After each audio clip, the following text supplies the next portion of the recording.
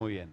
Bueno, arrancamos QR, estamos en vivo en este viernes 2 de mayo y arrancamos con esta portada, algo que no queremos soltar y tiene que ver con gritar, odiar, ganar. ¿Por qué abrimos de esta manera y por qué esta es la portada que nos va a acompañar en el recorrido de nuestra apertura y buena parte de nuestro programa? A ver, el gobierno otra vez en las últimas horas vuelve a atacar al periodismo, es decir, ya está claro que acá hay una decisión tomada y lo hace solamente a modo de muestra con estos dos posteos que vamos a compartir. Primero, uno del propio presidente Javier Milei, que hace algunas preguntas que la verdad no tienen mucho sentido porque son preguntas retóricas, un poco para el jueguito que el propio presidente hace con este tema. Si una persona no tiene ganas de hablar con el periodismo, hay una ley que obligue, la respuesta es obviamente no, etcétera, etcétera. Se hace distintas, insisto, juega un frontón el presidente con el punto donde quiere llegar. Dice que estas cosas el periodismo las hace regularmente, pero quedémonos acá. Naturalmente, si en cada uno de los puntos notas el comportamiento depravado y violento del periodismo, ahí entenderás la frase, no odiamos lo suficiente a los periodistas. Es decir, el presidente insiste con la idea del odio y por supuesto aparece toda la militancia en redes sociales que insiste con el propio tema, como por ejemplo el propio Gordodán Parisini. Dice, Javo, ¿podés meter en cana a algún periodista por decreto como hizo Alfonsín, por favor? Después le contesta Gabriel Levinas, le explica que eso no se trataba de eso. Entonces después el propio Gordodán dice, bueno, hay que meter preso a Gabriel Levinas. Está claro que no sabemos si lo dice en serio o no, pero ya empieza todo dentro de un imaginario que es muy perverso, que es muy terrible. Ahora, queremos establecer bien qué es lo que está, o por lo menos nuestra mirada de lo que está ocurriendo, y atar los puntos de esto con lo real, con el plan político, social y económico que tiene el gobierno. El presidente Javier Milei no está enojado, no tiene exabruptos, no se desborda con este tema. El presidente Javier Milei sigue un plan. El gobierno está siguiendo un plan que no es original, un plan que lo han seguido las distintas expresiones de ultraderecha que en este momento, por lo menos en Occidente, están tratando de seguir la misma receta. Una receta que un sociólogo italiano entendió, comprendió y la tradujo en un libro que se llama Ingenieros del Caos, Los Ingenieros del Caos, Giuliano da Empoli. Hay un párrafo, el libro es interesante, no es un libro nuevo, es del 2019, ya viene advirtiendo sobre estas cosas. Quiero decirles, un sector del análisis político en la Argentina y en la región también, porque tampoco es una gran novedad, pero acá está muy sistematizado. Y fíjense que en un momento determinado, Giuliano da Empoli habla específicamente respecto del periodismo. Miren este párrafo.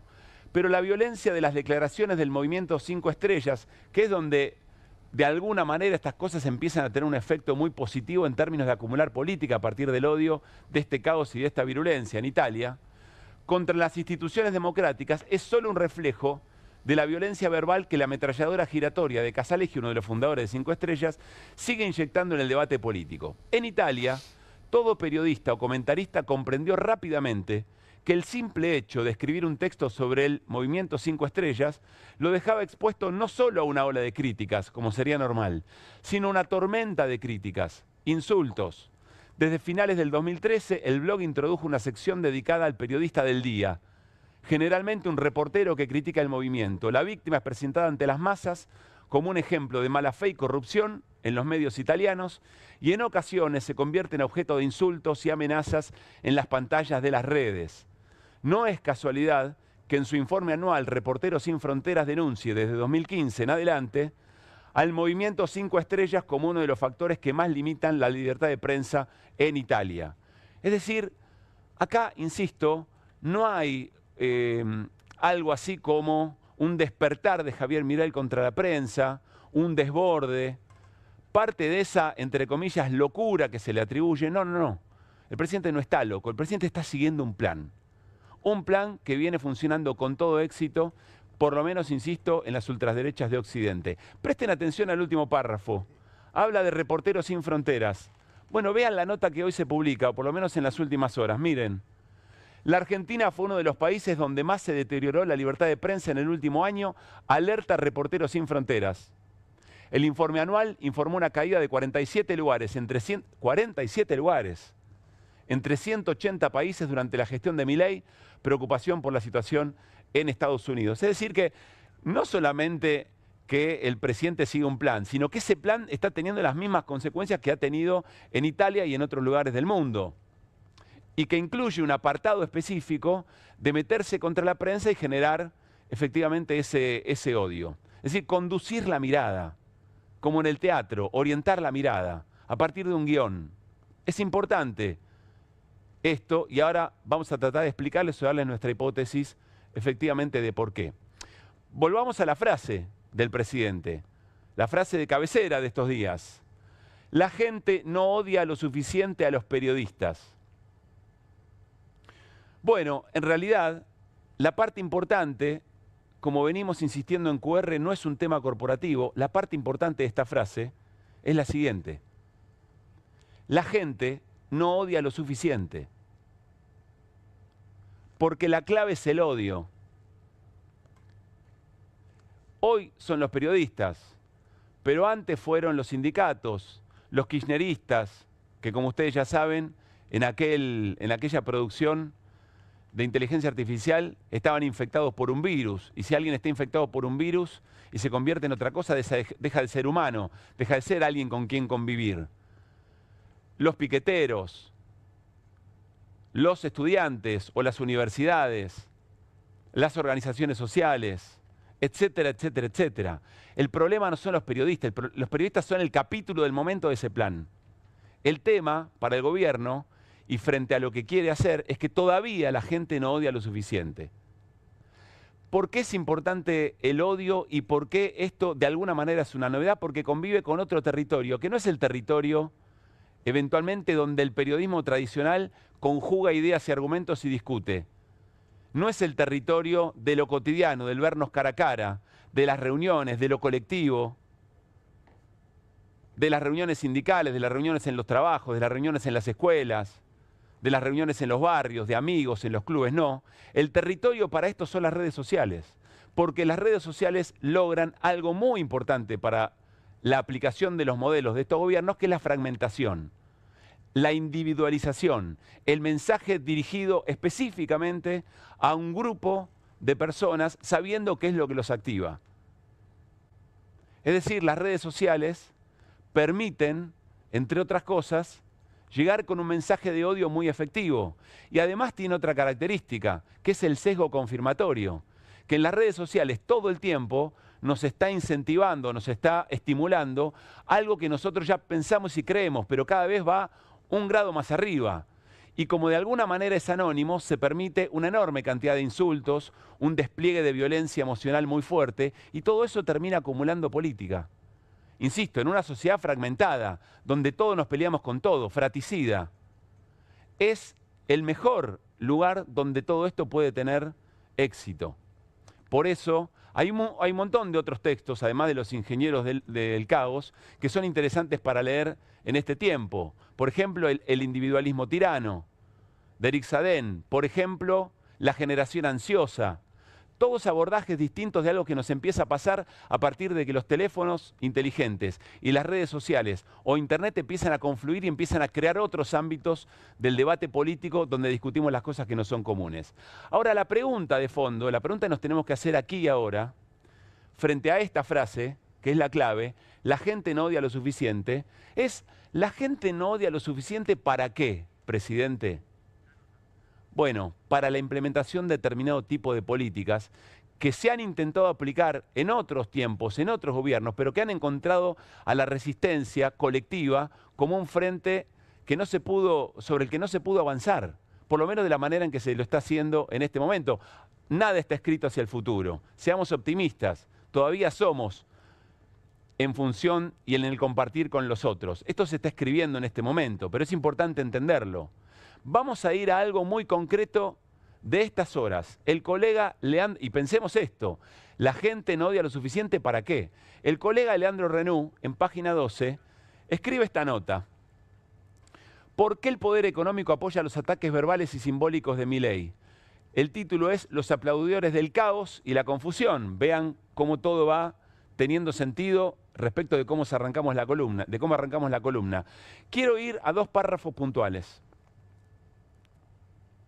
donde explica Leandro Renou, de alguna manera, por qué aquellos que les viene muy bien en términos económicos aplauden a este gobierno. Miren esto, Mauricio fue un cagón. Esto tenía que hacer. Dijo a este diario alguien de la Unión Industrial Argentina, de los alineados al modelo. Mauricio es Macri, y lo que le achacan es que no se haya radicalizado para cumplirle 2 de sus sueños húmedos, algo que sí hace Milei. El primero, un Estado chico que no moleste ni controle el sector privado. El segundo, una batería de leyes desreguladoras que les bajen los costos laborales e impositivos y sean sustentables. Las ventas van y vienen, hasta los gobiernos van y vienen. Pero hasta ahora no habíamos visto a nadie que fuera a fondo, sin importar nada, incluso sin importarle su supervivencia política para hacer lo que los empresarios quieren. Un segundo ahí. Esto es muy importante. Las ventas van y vienen. ¿Qué está diciendo? Algo que venimos sosteniendo nosotros también. Que hay una afinidad ideológica en el doblegar a las resistencias para aplicar estas 2 consignas muy puntuales. Achicar al Estado y modificar, diría Heller, algunos precios relativos. Lo impositivo, los costos laborales, los salarios, bajar los salarios. ¿Para qué? Para aumentar utilidades. No importa si ahora se vende menos, porque lo que estamos logrando es tan de fondo, es tan parte de la batalla cultural, que eventualmente piénsenlo así, es una inversión a futuro. Estamos creando una nueva normalidad a partir de esto. ¿Quién? Milei. ¿Por qué? ¿Por qué va a fondo? ¿Por qué no lo hizo Macri? Porque era un cagón. Porque no se animó a lo que Milei se anima. Sigamos un momento más en esta nota de Leandro Renou, quien decía esto, un importante integrante de la Cámara Argentina de Comercio. Naturalmente, el trasfondo del fenómeno es global. Los empresarios se han dado cuenta que ya no alcanza con gobiernos que prometan aperturas. Es tiempo de apoyar regímenes ultra para trabajar desde adentro en la misma sintonía y achicar el margen de error. Es decir, hay que hacerlo, se tienen que animar. Bueno, para eso se necesita que pasen otras cosas. El emblema es el gobierno de Trump, rodeado por empresarios funcionarios de Silicon Valley, el más saliente Elon Musk. La foto es la de un empresario mundial que acepta correr los límites de la democracia para conseguir metas. Nunca lo dirán en público, porque pocas veces se lo preguntan, pero los CEOs locales también darían vueltas, como ya lo hizo Milei, ante la consulta de si creen o no en un sistema de vía democrática. ¿Qué quiere decir darían vueltas? Dirían, habría que ver. ¿Y de qué manera se cercena la democracia? Generando el caos, generando la desesperación, la violencia, el desencanto total. ¿Quién lo logra eso? La propia sociedad lo logra en el momento en que el odio que se le inocula muy eficazmente con estas nuevas tecnologías, con esos territorios como las redes, con esos planes de acción de gobiernos que se animan a eso, como el propio Milei, no por nada es un outsider, no tiene arraigo en el esquema político más tradicional. Por eso Macri no se anima, probablemente uno podría pensar, quizá no era el momento, vaya uno a saber, razones varias. Pero todo esto conjuga en esto último. La democracia es la que le pone límites a los empresarios en su desesperación por aumentar las utilidades y en esa desesperación por aumentar las utilidades romper las barreras de las resistencias. Volvamos a una idea vieja que emparenta a las 4M, a Martínez de Oz, a Menem, a Macri y a Milei. Arranquemos por la primera M. Otra vez, digámoslo, tengámoslo muy en claro. No era el terrorismo de Estado o la dictadura o Videla el que necesitaba un ministro de Economía. Era ese régimen económico, esa élite económica la que necesitaba el terrorismo de Estado. Pero las sociedades reaccionaron. Reaccionaron con lo que mejor saben hacer, con lo colectivo, con superar el miedo. Bueno, después empezaron a emplearse otros métodos. Durante el gobierno de Menem, durante el gobierno de Mauricio Macri. Parece que el más efectivo es este. El de Milei no, el de la derecha o la ultraderecha mundial, apoyado por estos empresarios. El Instituto de Pensamiento y Políticas Públicas saca en las últimas horas algunos datos que son muy importantes y que nos muestran cómo esto está efectivamente empezando a funcionar. Si va a ser decisivo y si la Argentina queda así y si esta es la nueva normalidad, está por verse. Insisto, seamos optimistas. Miren estos 3 datos nada más. Crece la precarización del salario a la factura. Es decir, trabajadores formales contratados respecto de los monotributistas. Más allá de los datos, miren esta línea. La línea naranja, trabajadores independientes de monotributo. Y miren la línea azul, empleado asalariado en el sector privado. Es muy claro, ¿no?, lo que viene ocurriendo. El punto de partida es enero del 2022. Vamos a la próxima. Todos y todas pierden poder de compra, aunque algunos y algunas más. Me quiero detener en estos datos. De cada 100.000 pesos que ganaban en 2017, los asalariados registrados del sector privado hoy ganan 81.000 pesos. Los asalariados del sector público ganan 67.000. Los asalariados informales ganan 66.000. Entre los trabajadores estatales, un tercio de la pérdida salarial se dio durante la presidencia de Milei. Y miren, el salario mínimo vale la mitad de lo que valía en 2017. El 50% de esa pérdida en el gobierno de la Libertad Avanza. Acá hay una clave importantísima. Acá hay un sector de la élite económica que tilda con verde, conseguido. Porque este es parte del objetivo. Ahora, lograr esta brutalidad, estos márgenes de deterioro de los salarios, no es sencillo. Lo que hay que lograr es bajar las resistencias a eso. Y ahí volvemos al comienzo de la charla. Pero miren este último dato del Instituto de Pensamiento y Políticas Públicas que estamos revisando. Pluriempleados, el rebusque ante la pérdida de ingresos. Es decir, cuánta gente ya tiene trabajo, pero está buscando más porque no le alcanza. Lo que está pasando ahora es que no le alcanza el tiempo a la gente para tratar de buscar una changa. Miren el último dato. En el último año, además, aumentó la cantidad de horas trabajadas. En el grupo de los y las pluriempleados, el tiempo dedicado al trabajo en el cuarto trimestre del 2024 llegó a un pico de 16,8 horas diarias, casi 17 horas. Estamos todavía en el clima del 1 de mayo, del Día de las y los Trabajadores, que recuerda a los mártires de Chicago. ¿Saben cuál era el reclamo de los mártires de Chicago? La reducción de la jornada laboral. ¿Saben cuántas horas trabajaban por ese entonces? 14, 16. Es impactante el dato, ¿no? Porque estamos efectivamente en esos números de cantidad de horas trabajadas en el pluriempleo respecto de lo que significaban las luchas de los y las trabajadores, el emblema de esa lucha, que son los trabajadores de las fábricas de Chicago, los mártires de Chicago, en un reclamo en el que parecemos haber retrocedido muy rápidamente, demasiado. Entonces, volvamos al principio. Esto, gritar, odiar, ganar, no es un presidente que está loco, no es un presidente desbordado, es un presidente que sigue un plan y que no es original. Está en nosotros darnos cuenta y empezar a pensar las estrategias más eficaces para recuperar el tejido social, para recuperar el contacto cara a cara, para tratar de salir del individualismo y empezar a darnos cuenta que efectivamente lo colectivo implica mucho más que todo aquello que se dice muy sencillamente o lo que aparece en la boca del presidente. Es otra cosa. Es una manera de resistir que durante mucho tiempo en cada una de las M's de estos gobiernos se ha querido tirar abajo. Tampoco podrán esta vez, pero hay que poner manos a la obra. Arrancamos QR con las voces del día.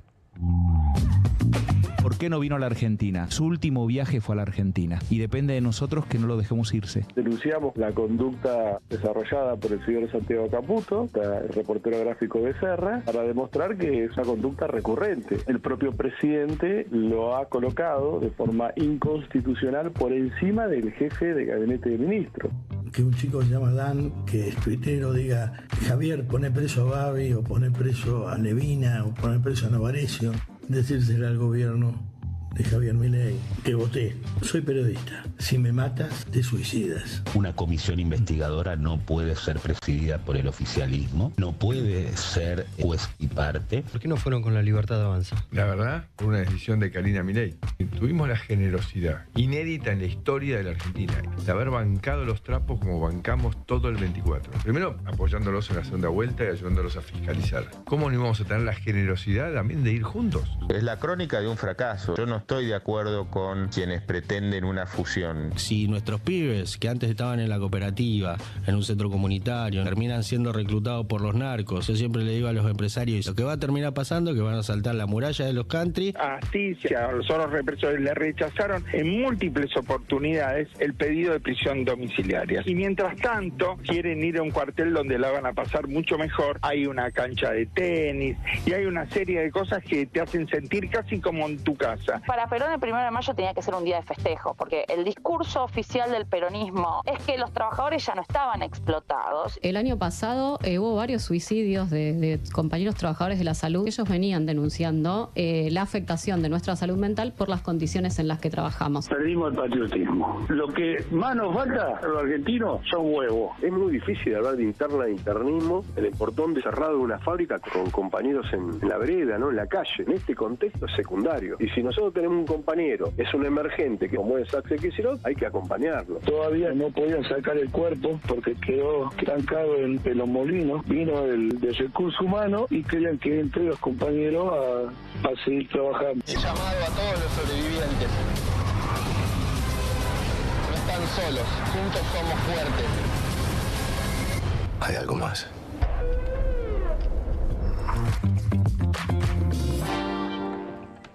Tremendo lo que está pasando con el Eternauta. Después lo vamos a charlar un ratito con el equipo, a quien saludo en esta jornada de viernes. Hola Mariano, hola Bruno, ¿qué dice Iri? ¿Cómo andan? Buenas noches. ¿Todo bien? ¿Todo Buenas tranqui? noches, todo bien. ¿Qué me decías, Mariano, respecto de la Semana Trágica? No, que vos mencionaste a los mártires de Chicago. Nosotros tenemos la Semana Trágica en la Argentina, que es la huelga de los talleres Bacena en el 19.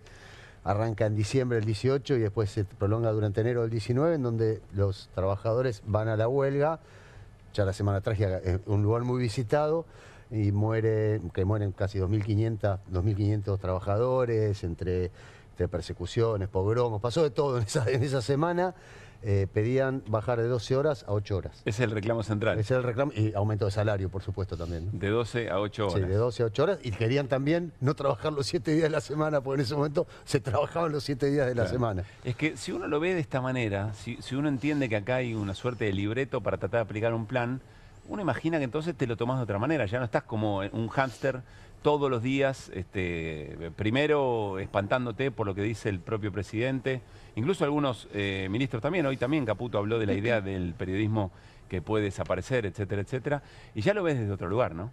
Se empieza a observar desde otro lugar. Macri fue la primera experiencia del país atendido por sus propios dueños, ¿no? O sea, Macri fue como la experiencia embrionaria en donde lo que se buscaba era que se llevara adelante un plan de desregulación, de ajuste, de todo lo que ahora vemos de una manera salvaje, pero efectivamente a Macri no le dio la nafta, porque Macri venía de 8 años de ser un político, porque había sido intendente o jefe de gobierno de la ciudad de Buenos Aires, entonces tenía una experiencia política, entonces como trataba de moverse dentro de las aguas de la política.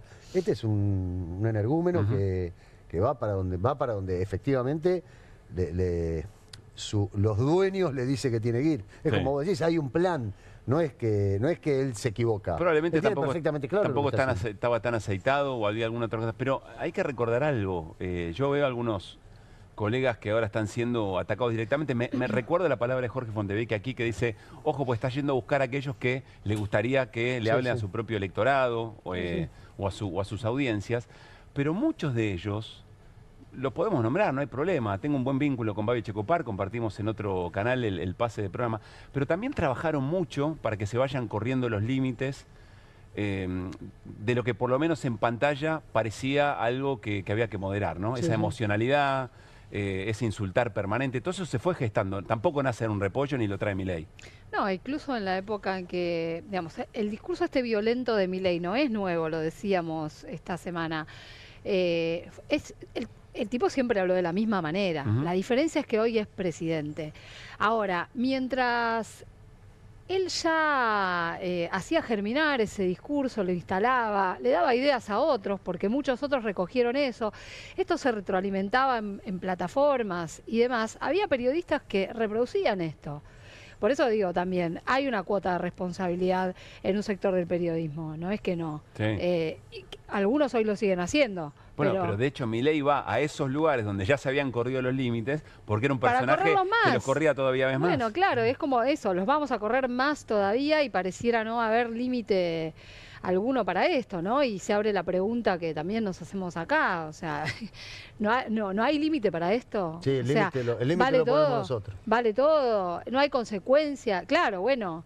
Yo creo que las consecuencias empiezan a ver cuando empiezan a haber fallas económicas. cuando empieza a resquebrajarse en términos económicos, cuando rebota la inflación, cuando el dólar se pica un poquito, si no mantienen el dólar planchado y la inflación a la baja, no entran tanto las piñas a este gobierno. Pero cuando se resquebraja un poquito el plan económico, que como lo hemos visto en el pasado, este tipo de planes económicos tan dependientes del endeudamiento y de la necesidad de dólares permanente, en algún momento tienen fecha de caducidad. Bueno, ahí pero eso me parece... es que empiezan a entrar las piñas. Ahí empiezan a entrar las piñas. Sí, pero cuando también eso produce alguna reacción, porque todavía te queda la sensación de que hay mucha gente que está esperando, ¿no? A ver si en algún momento va bien, ¿no? Bueno, tiene un margen de mirada positiva del gobierno todavía muy alto. Esto que plantea Guido, para mí hay que preguntárselo a un dirigente político que conoce el paño, que ha vivido momentos, que entiende del plan económico y que, creo yo, algo para decir sobre esto tiene, que es Carlos Heller, a quien ya sentamos en la mesa, columna de los jueves, pero se traslada al viernes porque ayer, 1 de mayo, no tuvimos programa, pero también le vamos a preguntar por la semana del Congreso, una semana muy importante, porque allí fue Guillermo Francos a ser interpelado por el tema Libra, porque ocurrió lo de la comisión y porque se trataron otros temas también, pasó un tanto inadvertido, gracias Mariano, pasó un tanto inadvertido, por ejemplo, políticas respecto a volver a fondear las políticas públicas respecto de las discapacidades. Y me parece que ahí hay cosas interesantes para repasar también. Así que compartimos palabra de Germán Martínez en esa interpelación al jefe de gabinete. Se sienta con nosotros Carlos Heller. Cada vez que van intentando meter tierra debajo de la alfombra, en lugar de salir airosos, los perjudica. Y ayer fue otro ejemplo.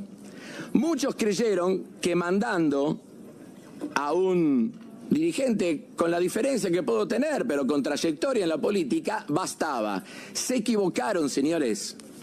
Se equivocaron. Estos son los diarios de hoy. Diarios con los cuales nosotros siempre tuvimos enormes diferencias en la forma de editorializar. Lean, Clarín, escándalo cripto, la oposición puso en aprietos a Francos. La Nación, Franco negó vínculo de Milei con Libra, pero dejó preguntas sin contestar. Ahora, vos abrís y encontrás a los diputados oficialistas sacándose selfies con Franco.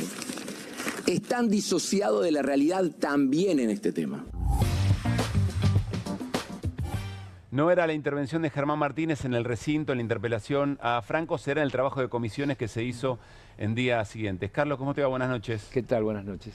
Si tuvieras que contarnos en términos de valor político qué pasó en el Congreso esta semana, ¿por dónde arrancarías? ¿O qué destacarías?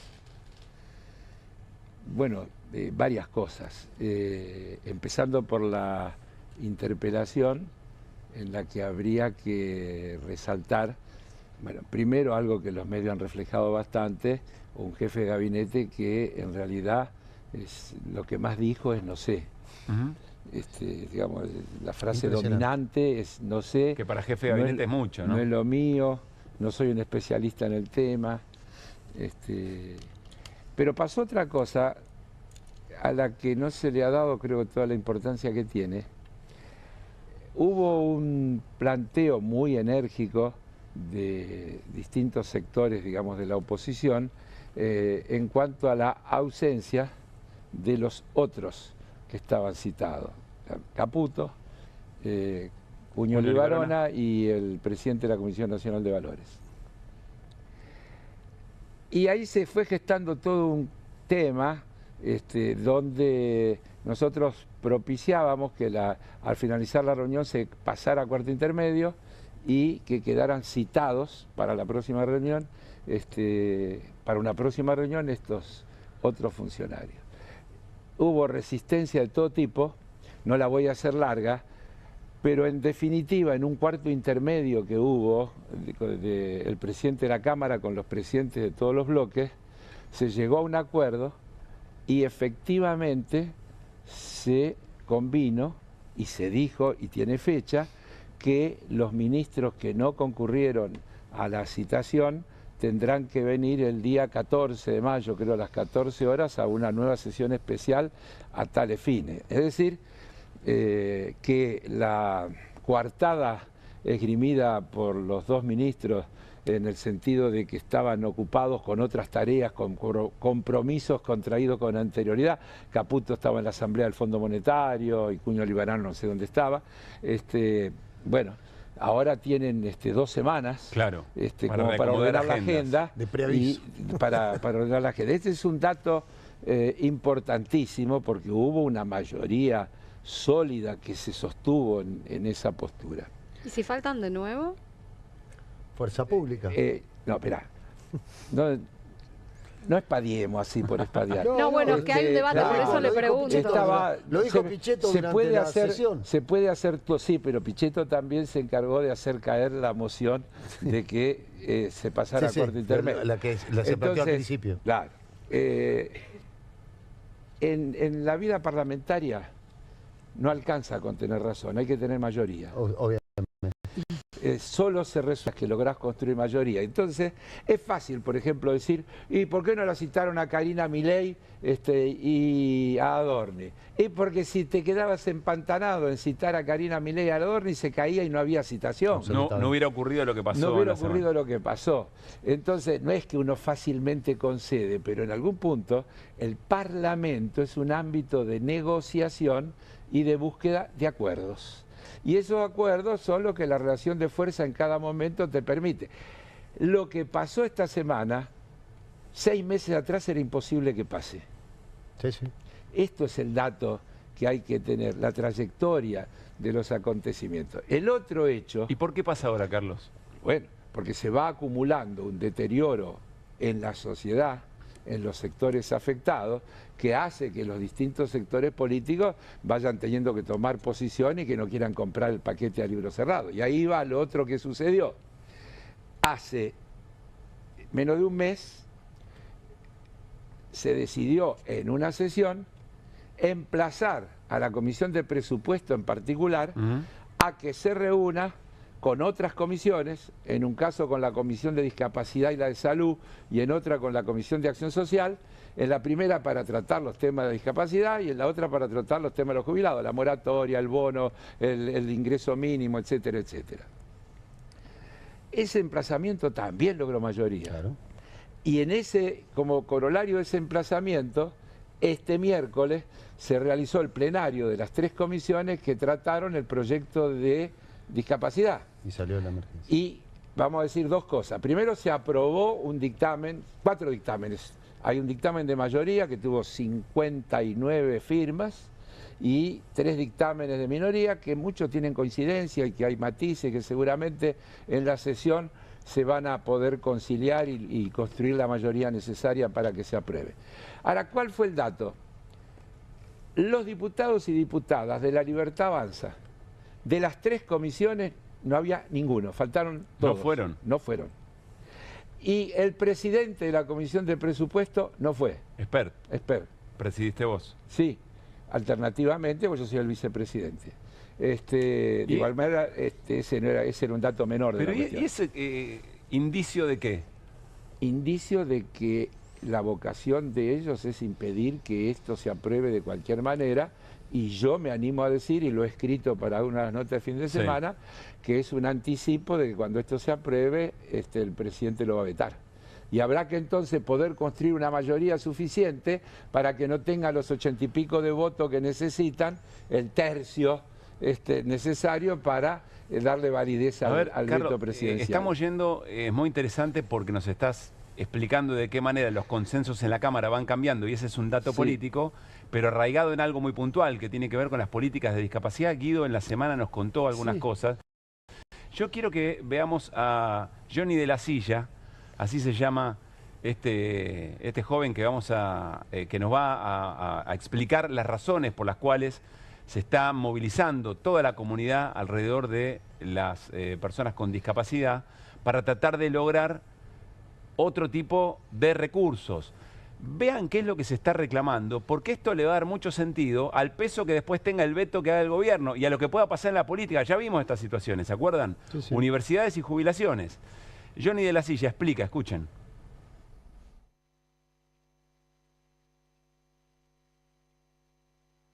Estamos en emergencia de discapacidad. Hoy estamos acá en el anexo del Congreso apoyando esta ley porque esta situación no se aguanta más. La motosierra pasó por todo el mundo disca. Primero con las pensiones, ¿no? Dijeron que tenemos pensiones truchas, llegaron auditorías, llegaron cartas, documentos a los discas, muchos discas se asustaron porque es el único ingreso que tienen. 270.000 pesos ni siquiera nos alcanzan para vivir. Y esta ley, con las pensiones, le cambia un poco el nombre, le da un sentido social más parecido a una asignación para el desarrollo de nuestras vidas, que es muy importante, porque hoy si conseguís un trabajo te dan de baja la pensión. Entonces para nosotros es muy importante cobrar la pensión y que sea para el desarrollo de nuestras vidas, para las personas con discapacidad. El punto 2 es que todos los trabajadores con la discapacidad, si yo necesito un docente, yo necesito un acompañante, están con un atraso salarial del 64% y le pagan poco. Guido, vos trabajaste esto aquí en QR en la semana. ¿Cuáles son los principales reclamos? Sí, efectivamente. Las personas con discapacidad que están yendo a un taller los 5 días de la semana, 4 horas, están a una herrería, a una carpintería, están cobrando 28.000 pesos por mes para realizar ese trabajo. Es una prestación que está congelada desde el mes de febrero de 2023. Una de las principales cuestiones es esa. Luego también, lo decía Johnny, el atraso y la pérdida de poder adquisitivo de los acompañantes terapéuticos, que también les pagan a 180 días. Lo mismo los transportistas que tienen subsidiado el litro de combustible, le están pagando 500 pesos por litro de combustible cuando el combustible, como todos sabemos, está arriba de 1.000 pesos. Es decir que a lo sumo 2 de los 5 días pueden trasladar a estas personas con discapacidad a realizar sus tareas. Eventualmente dejan de hacerlo porque tienen que conseguir otro trabajo para subsistir, digamos, ¿no? Sí, efectivamente. Los acompañantes, insisto, 180 días de demora tarda en pagarle a quienes acompañan a estas personas en las primarias y en las secundarias. Y el dictamen que se logró, Carlos, en comisiones... Contempla todas esas cosas. Contempla estas cosas. Así es. Es decir que, frente a esta sensibilidad, frente a esta situación, dice Carlos, la ausencia de los integrantes de la Libertad Avanza en las comisiones lo que puede presagiar es un veto, otra vez escena de veto. Claro, porque no es que faltó alguno, vuelvo a decir, no había nadie, incluido el presidente de la Comisión de Presupuestos, que es en realidad la comisión emplazada, porque las otras 2 comisiones ya habían dictaminado y el tema estaba trabado porque presupuesto no lo trataba, así que en realidad el emplazamiento es a presupuesto. Y presupuesto vino a pleno, menos la Libertad Avanza. Estaban los radicales, estaba el PRO, estaba la coalición cívica, estaban todos. Crueldad, digo, síntesis, porque realmente Guido lo explicaba re bien y creo que no hace falta repetir. 28.000 pesos por mes. Es decir, ¿de qué podemos discutir? Nada. La remuneración a los acompañantes terapéuticos. Estamos hablando de personas con discapacidad. Y es una locura, es decir, es el extremo, digamos, de la crueldad. Pero vuelvo al mensaje más político que nos estás dando. También era una crueldad el tema de las jubilaciones y después se comió un asado que valía efectivamente lo que no le habían querido a los jubilados. Se comió el asado con lo que le permitieron el veto. Bueno, y pero eso es la política y si querés me adelanto. Entonces, mirá, si no se construyen mayorías suficientes, es una señal para que nuestra población entienda que en octubre tiene que votar bien. Para que efectivamente las fuerzas políticas que representan la defensa de esos intereses puedan acrecentar su peso y no al revés, como el gobierno nos viene planteando, el gobierno, el Fondo Monetario, todo. Vos, mirá, hay una sucesión esta semana, sucesión. Georgieva, Caputo en la reunión con los 200 empresarios en el evento del JP Morgan, el evento del JP Morgan, después de vuelta aquí en la Expo no sé cuánto, Expo EFI. El jefe de gabinete diciendo lo mismo en la sesión en la que estuvo, donde dijo, tenemos las reformas preparadas, pero para después, lo dijo clarito, el clima preelectoral no hace oportuno y conveniente que se trate ahora. Es decir, que está clarito que nos están diciendo... Si querés, arranca con el secretario del Tesoro y con el jefe del Comando Sur. Así es. Te agrego más. Bien, clarito, que ellos dicen, hoy no nos da el cuero para avanzar con estas cosas que queremos avanzar, necesitamos una mayoría que hoy no hemos dejado de tener como mínimo. Esperamos que en octubre el voto ciudadano nos dé esa mayoría para poder avanzar en la reforma laboral, en la reforma previsional, en la coparticipación y en el previsional, ya dije, laboral y tributario. Muy bien. Todo eso o sea, volver al sistema feudal, básicamente. Todo eso digamos, está en ¿no? carpeta. Y te lo dicen sin vuelta. Georgieva tuvo que recular en chancleta porque se pasó del límite, diciendo que esperaba que los argentinos voten bien y le den al gobierno la fortaleza parlamentaria que necesita. Se hace así, Guido. Claro, ¿Por qué haces así? Recula entra en chancleta, pero tenía el pin de la motosierra. Sí, y bueno, pero recula en chancleta. Es como tener la camiseta, te lo dice con la camiseta puesta, claro, ¿no? Obvio. Pero está tan claro, yo no sé si hubo otros momentos en los que estuvo tan claro y explícito de que en octubre hay un pasa no pasa. Si el gobierno, si el oficialismo, y ahí me pongo en la amplitud de que no hay mucha diferencia si es el PRO o si es la Libertad Avanza, porque puede haber diferencias en las formas, pero en estos temas de fondo hay coincidencias absolutas. Acordate de aquella entrevista de Macri con Vargas Llosa, cuando le dice usted si ganara, ¿qué haría? Lo mismo, pero más rápido. Es decir que, y Macri además lo dice todos los días, ningún gobierno ha tenido el apoyo de una fuerza política que no es el oficialismo como el que nosotros le hemos dado. Han votado todo. Ahora, pero vuelvo, Se está haciendo el acuerdo en la provincia de Buenos Aires, además, se está cerrando el acuerdo entre el PRO y la... Quiera o no Macri. Claro, quiera o no Macri. Vuelvo a lo que dijo Guido, me pareció muy interesante. Sé que viste la apertura. En esto de tratar de generar mucha violencia, mucho individualismo y confrontación. Guido dice, bueno, todo eso puede funcionar hasta que se resquebraje un poquito lo económico. Quiero saber si coincidís o no, porque que Milei también era una frontera, Carlos. Una de mis frases de cabecera. El único límite que tiene el ajuste es la resistencia a los ajustados, que es lo mismo que dice Guido, dicho de otra manera. Si la gente se lo banca, el ajuste no tiene fin. Y no alcanza con decir que es injusto, que está mal, que hay gente que la está pasando mal y demás. Hay que construir una mayoría capaz de cambiar el rumbo. De lo contrario, eso se profundiza. Nos ha pasado, vos estabas hablando... Martínez Dios, y vuelvo, soy reiterativo y no me importa, porque hay cosas que es batalla cultural. La entrevista de Martínez Dios con Piña es fenomenal, es, yo diría, de libro de texto. Nosotros no tuvimos la legitimidad necesaria para hacer las reformas de fondo que había que hacer.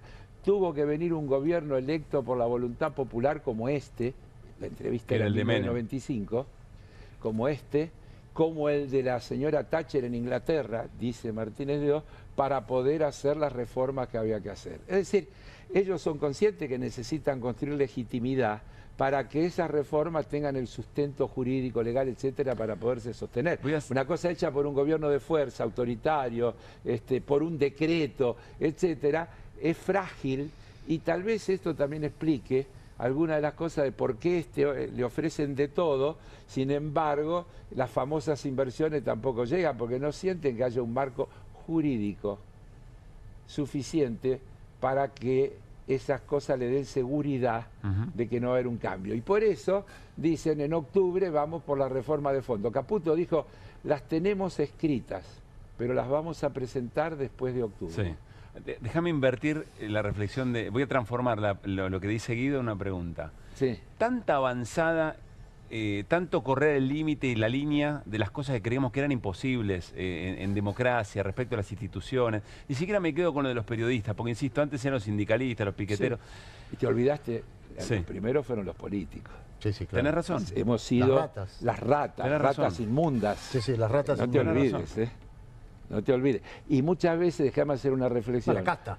La casta.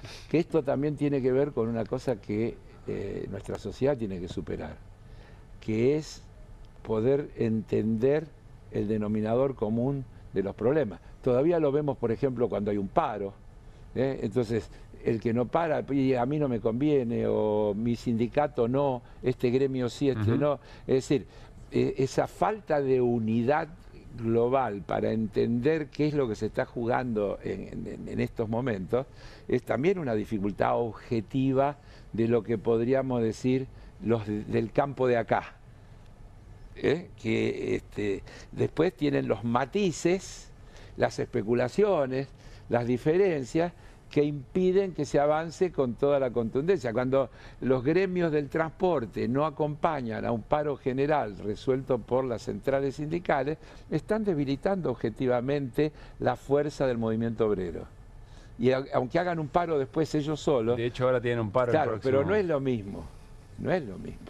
Y entonces hay que construir la unidad más amplia, y esa unidad tiene que ser alrededor de propuestas, tiene que ser programática, no es solamente una cuestión de nombres propios, es una cuestión de proyectos. Y hoy está en juego dos modelos de país diametralmente opuestos, el del Estado ausente o el del Estado presente. Achicar el Estado es agrandar la nación, decía Martínez de Oz, todo lo que deba ser estatal será privatizado, decía Dromi en pleno menemismo. Es decir, no hay nada nuevo bajo el sol. Este nivel de violencia discursiva de un presidente sí, es una novedad. Claro, Carlos. lo dice, estoy de acuerdo, lo dice con una intensidad y profundidad, él directamente dice, soy un topo infiltrado en el Estado para destruirlo desde adentro. Sí, sí. Todos los otros zanateaban con que venían por la ineficiencia del Estado. Pero porque evidentemente logró una aceptación en un sector muy importante de la sociedad. Sí, y sí. No solamente a esa misión, a ese nivel de violencia, a este nivel de violencia claro, también. Y sí, es así. Y eso es lo que hay que modificar. Y si eso no se modifica, también yo te diría que los peores gobiernos de la historia de la humanidad, los que han llevado a las cuestiones más sangrientas, llegaron a tener mayorías populares que los apoyaron. Absolutamente. Es decir, porque es así. Es una falacia negar esa es realidad. Lo que señala Pañi en ese editorial, que Milei le dice, me está comparando con Hitler, claro. Pero lo que está mostrando es que en otro momento de la historia estas cosas... ¿Y Mussolini no tuvo mayoría? ¿Mussolini no tuvo mayoría? Y Hitler también. Y eso le daba, ¿qué decía? Que la por dictadura eso era bueno. tuvo consenso también. Y la dictadura tuvo su consenso, no sé si tuvo mayoría, pero su consenso Carlos, importante. Usted sabe igual que nosotros, vos sabés igual que dale, nosotros. Llamaba la atención. No, yo también me asusté. Vos sabés igual que nosotros, voy a lanzar acá nuestra confianza. Vos sabés igual que nosotros que siempre que llovió paró y que esto en algún momento va a acabar. Estoy seguro. O sea, todo ¿Vos creés que si no yo estaría sentado a esta hora acá? Todos sabemos que esto va a terminar. Feriado. Ahora, la reconstruir el grado de salvajismo con que se está desintegrando el Estado va a ser un trabajo muy arduo. Va a llevar muchos años volver a reconstruir lo que está reventando Yo este empecé tipo. a jorobar con lo de los ingenieros del caos hace bastante tiempo, te consta.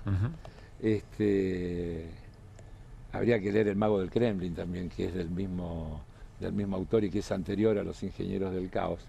Y ahí ves que hay un plan global que pasa por construir determinadas cuestiones, trabajando sobre los individuos y evitando en todo lo posible el mantenimiento, la conformación de espacios de coparticipación.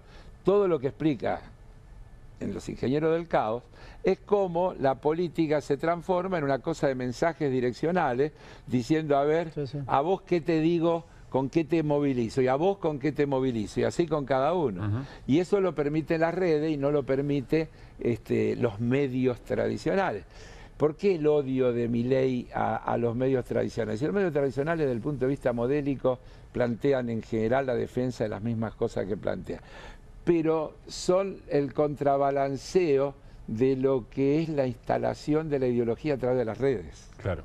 Y eso es lo que molesta, y creo que por eso el ataque. Y porque, vos lo nombrás a Pañi, hay ciertos periodistas que pueden tener ciertas coincidencias ideológicas respecto de modelos, pero que tienen una reserva democrática respecto de una cantidad de valores que tradicionalmente han defendido.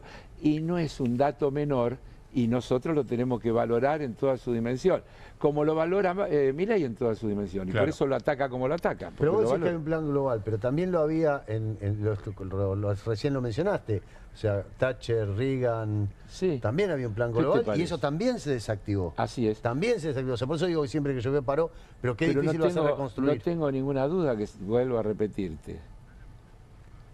Yo soy optimista por definición, insisto, si no, no tendría razón a mi edad de seguir militando como milito, haciendo todo lo que hago y demás, y que eso hace a mi convicción de para dónde tenemos que ir y que hay que seguir trabajando para eso. Ahora, en el medio, y cuánto dura, nunca se sabe. No se sabe. Las cosas además, vamos a decirlo de otra manera, nunca se sabe.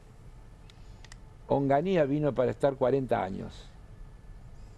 Y un día, a través de lo que fue una reivindicación en el origen, digamos, muy puntual, fue tomando fuerza algo que terminó en el Cordobazo. Incluso, si buscas en la historia, en la primera lectura, el gobierno decía que ganó. Tosco fue en cana. Sin embargo, a los 2 o 3 meses cayó Krieger Bacena y el gobierno de Onganía se fue a pique y tuvieron que llamar a elecciones, etcétera, etcétera. Y así podríamos marcar las distintas etapas, esto que decíamos antes de Martínez Dios con la dictadura. Vos decías muy bien. En ese momento también costaba ver qué era lo que efectivamente costaba ver, que iba a amalgamar. Y si decías algo, estabas en peligro. ¿Y cuáles eran los liderazgos? No te ponían en las redes pelotudo, te mataban directamente. Claro, guarda, era más duro que Carlos, esto, nos vemos el próximo jueves. Déjame hacerte la última pregunta, la más importante. Tenés que cerrar rápido.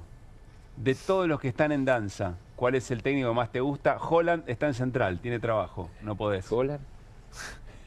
El del puntero. El puntero tiene para cuando charla. El que más te gusta. Está bien. ¿Qué sé yo? A ver, me gusta y me tengo que manejar por lo que leo en los diarios. Y yo, está bien, estamos jugando. Pero, ya sé que estamos jugando, pero yo tengo una trayectoria y una tradición y un conocimiento. En realidad yo nunca hablé con ninguno de los dos, que son los dos candidatos. La verdad que los dos me gustan. La verdad que los dos me gustan. Uno es Milito. Y el otro es Quintero. Y Quintero. La verdad que cualquiera de los dos yo me sentiría bien representado. Me cuesta, creo que tienen matices diferentes, pero que se parecen bastante en algunas cosas. Gracias, Carlos. A ustedes. El jueves la seguimos. El jueves la seguimos. Nos vamos a ir a una tanda. Al regresar vamos a charlar con Juan Luis González. Es el autor del libro El Loco, ¿se acuerdan? Que acaba de publicar un segundo trabajo, La Fuerza del Cielo, pero con una promesa muy interesante. Él dice, bueno, cuando escribí El Loco eran las características de Javier Milei. Todo ese esoterismo, ese misticismo, esas cosas tan particulares. Pero ahora están en gestión, ahora están en funcionamiento. Y entonces él dice, cuidado, porque si otros siguen un guión, acá hay algo muy genuino de Milei. Ese vínculo con lo religioso, ese vínculo con ser un enviado de las fuerzas del cielo para cumplir una misión, acá se lo toma en serio. En un ratito lo charlamos después de la tanda.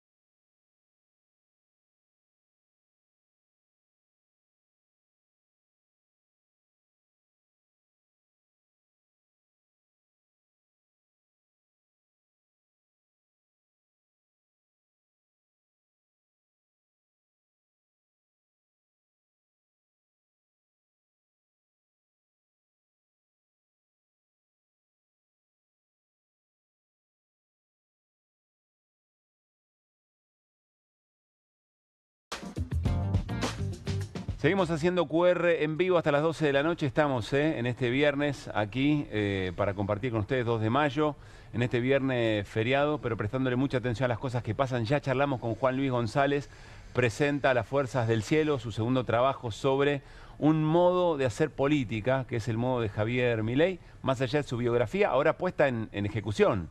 Es decir, desde el propio gobierno. Pero déjenme contarles muy rápidamente lo que viene en QR. En un ratito, Irina, hablamos de un gran papelón. Hay que ver si es leído como tal, ¿no? Otro papelón de Patricia Bullrich que hizo un nuevo show con un operativo donde se incautó mucha cantidad de droga. Bueno, ella vende que ella fue la dueña del operativo. Y no fue así. Y te voy a contar unos detalles. Pero ni cerca. Ni cerca. Te voy a contar una cantidad de detalles que el otro día creíste que estábamos hablando de una película. Sí. Bueno, vas a tener otra más. En un ratito, Irina Hauser. Guido, ¿de qué hablamos en breve?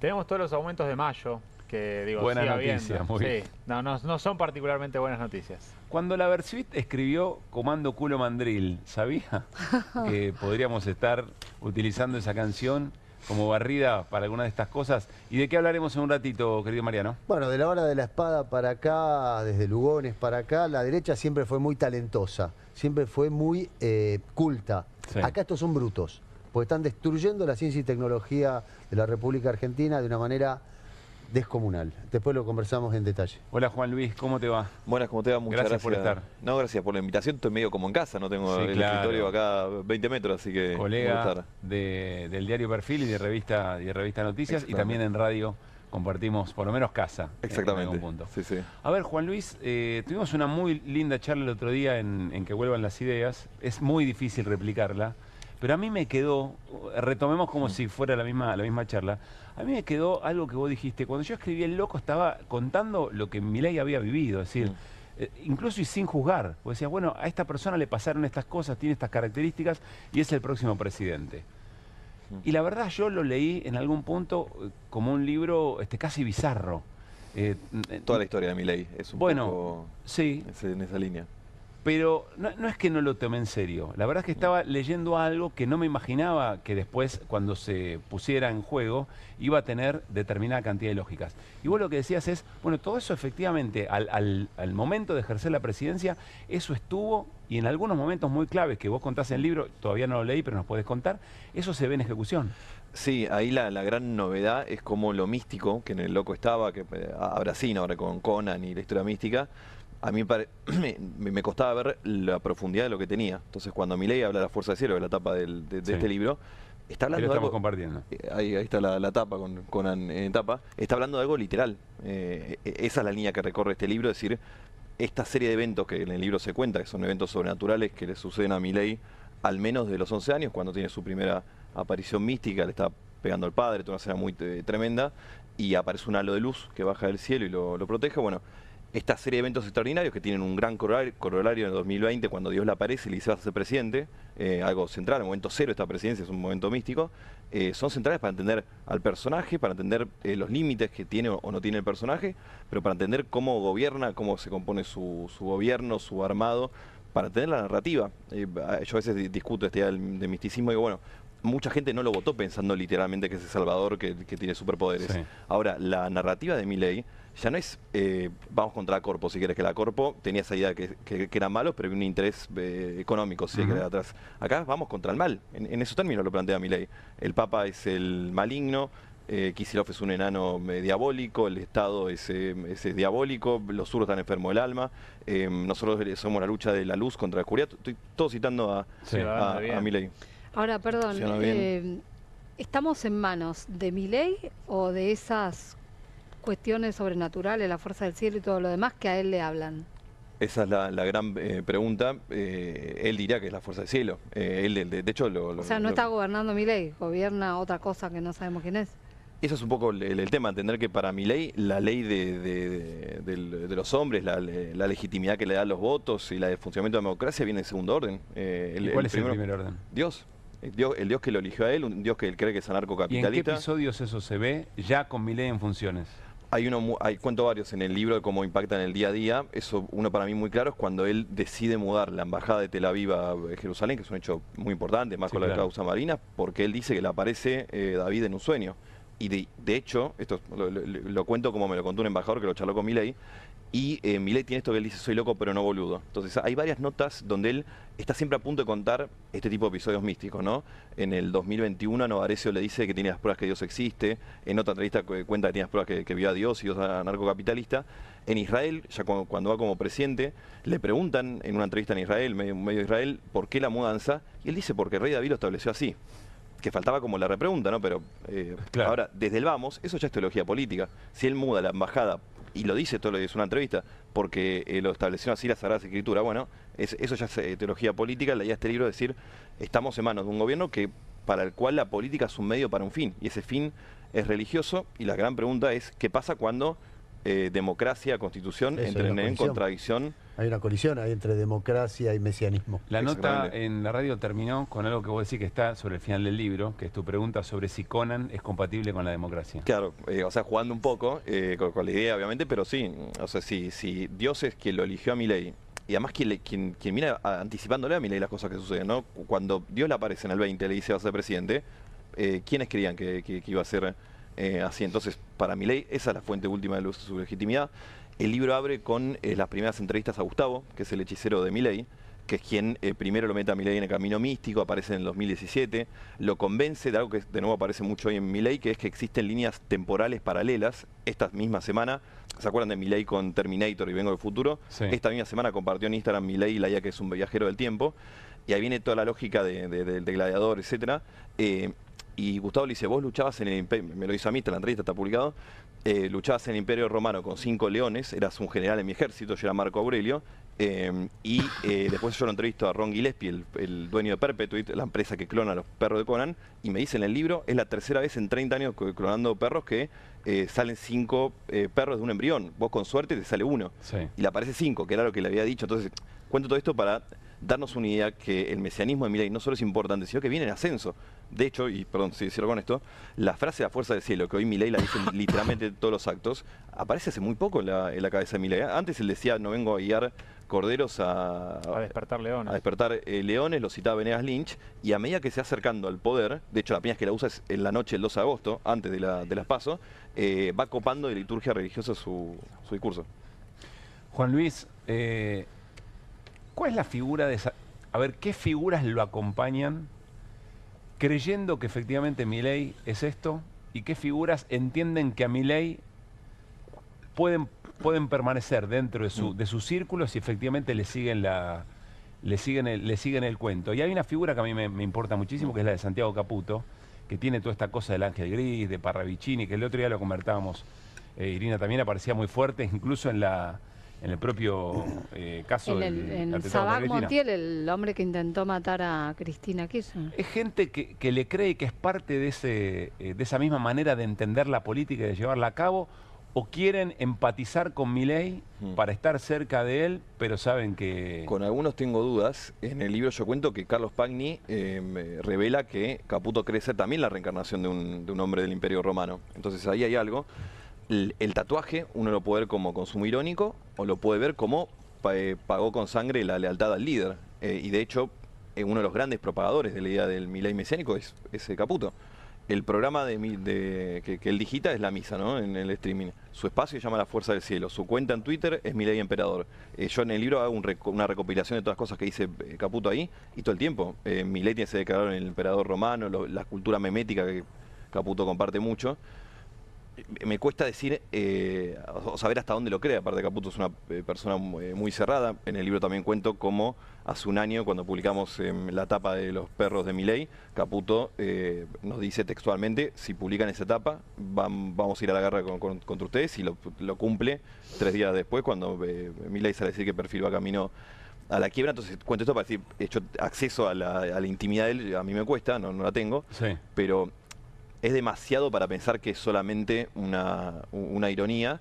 Después tenés el caso de Karina Milei, recontra como decía, en el libro cuento por primera vez y muestro el currículum esotérico, digamos, de ella, está el formal, que Victoria Massi lo publica en el libro de Karina. Claro. Después tenías no sé si vos la querías contratar, digamos, como especialista en el mundo esotérico, ya te ponías sus disciplinas. Una es la canalización angelical. Entonces ella literalmente es la capacidad de comunicarte a vos, si yo te atiendo, yo canalizador, con ángeles o con Dios o con personas muertas. Que de hecho a mí me completa el agujero de cómo Milei hablaba con Dios, que yo hace rato lo sabía eso, porque Milei en ese momento lo contaba mucho, y no sabía exactamente cómo era el diálogo. Bueno, Karina lo tiene. Recién usaste 3 veces la palabra de la narrativa del gobierno o la narrativa de Milei. O sea, hay también una colisión entre narrativa y mesianismo, digamos. No es solo narrativa cuando vos tenés una actitud mesiánica. Obviamente yo digo en el sentido que hay mucha gente que creo que lo vota a Milei y lo va a volver a votar, que no dice él es literalmente el elegido de Dios, pero eso construye la narrativa. Digo, todas estas cosas estamos hablando más están muy a flor de piel. O sea, Milei pasa algo en el gobierno y sube un fragmento de la Torá. Se compara con Moisés, con San Martín, con Sarmiento, con Einstein. Napoleón. Con Napoleón, o sea, está muy presente, pero digo, ordena el discurso, para mí es muy central por hay eso. Hay algo que me parece está tratando de decirnos Juan Luis a gritos en este libro, por lo que él nos cuenta. Salgan corriendo. Que sí. Ese era el anterior. Pasaporte. Ese era el anterior. Salgan corriendo. Ese era el anterior. Que es que si bien hay otros presidentes en el marco de esta expresión de ultraderecha que toman algunos elementos o de lo religioso, de que son enviados, saben que efectivamente no son, pero que acá ocurre otra cosa, que acá hay un convencimiento concreto, y a mí lo que más me llama la atención es que eso guía la acción política, la acción y el diseño de política pública. ¿Este es el punto? Sí, y es la gran diferencia que tiene Milei, como decís, con todos los líderes de nueva derecha. O sea, Bukele lo tiene, Bolsonaro lo tiene, Trump también, pero en Milei es el motor de Milei. O sea, si no incorporamos la parte mesiánica de Milei, no lo vamos a entender nunca en su total dimensión. Y aparte explica un poco, digo, no solo hechos puntuales, sino en general este arrojo que tiene Milei, como vemos este año y medio, esta cosa que acelera, no frena nunca, se dan todas las curvas, tiene que ver, digo, entendamos que Milei no cree en el libre albedrío, no cree que, de hecho lo dice, lo ha dicho 200 veces que no cree en las casualidades. Entonces hay una historia que ya fue digitada por un ser superior, que lo eligió a él. Entonces hay muchas cosas que para él son de mortales, digamos, son temas menores, puede ser desde lidiar con las críticas de la prensa, de lidiar con la división de poderes, no tomar deuda mediante un decreto, o sea, que se nota, digamos, en los detalles, pero es el corazón de él y lo que lo distingue claramente de otros presidentes del mundo y claramente de Argentina. O sea, no tuvimos una... O sea, él nos viene a demostrar que religión y política están de la mano. Pensamos que era algo de otro momento de la historia, capaz, pero Milei nos viene a decir que no, y lo curioso es eso, como él casi que lo quiere gritar, o sea, es llamativo, habla cierra cada acto con la fuerza del cielo, uno no deja de impresionar. Que todo el tiempo está queriendo que sepamos esto, digamos, que creamos esto. De hecho, yo cuento a Milei, esto es el gran tema tabú con Milei, pero se lo han preguntado en 5 o 6 notas, algunas de afuera, de Economist, El País, Bloomberg, acá se lo ha preguntado Mirta Legrand, Feynman.